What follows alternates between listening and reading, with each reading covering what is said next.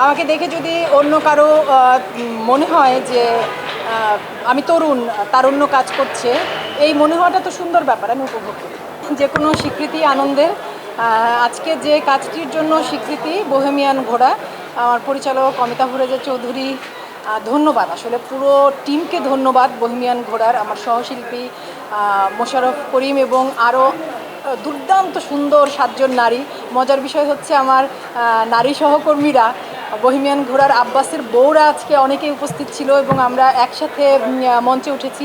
আমি আসলে বলতে চাই এই পুরস্কারটা বোহেমিয়ান ঘোড়ার পরিচালক, বোহেমিয়ান ঘোড়ার টিম এবং আমার সকল সহশিল্পী, নারী সহশিল্পী।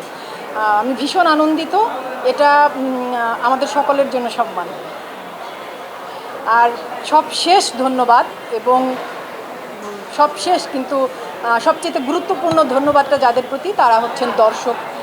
কারণ আমি পপুলার ক্যাটাগরিতে পুরস্কার পেয়েছি বোহেমিয়ান ঘোড়ার জন্য। ধন্যবাদ দর্শকদেরকে, আম্বিয়াকে ভালোবাসার জন্য। পরিকল্পনা কিছু নেই, আছে প্রার্থনা।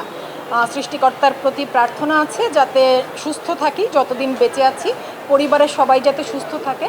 আর যেভাবে কাজ করছি আমি আসলে যতদিন বেঁচে আছি, সুস্থ আছি, অভিনয়ের সাথে থাকতে চাই।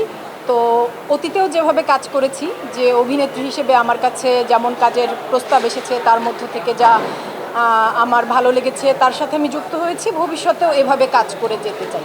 আর আলাদা করে পরিকল্পনা কিছু নেই। কাহিনী আমাদের প্রথম সিজন রিলিজ হয়েছিল গত ঈদে, শাহরিয়ার নাজিম জয়ের পরিচালনায় আইস্ক্রিনে। এবার পহেলা বৈশাখ, মানে বৈশাখকে কেন্দ্র করে এটার সেকেন্ড সিজন। প্রথম সিজনের মানে পরিচালক এবং প্রযোজক তারা এতটাই ভালো রেসপন্স পেয়েছেন যে তারা এটার সেকেন্ড সিজন করেছেন এবং এই সিজনেরও ভীষণ ভালো রেসপন্স পেয়েছি আমরা।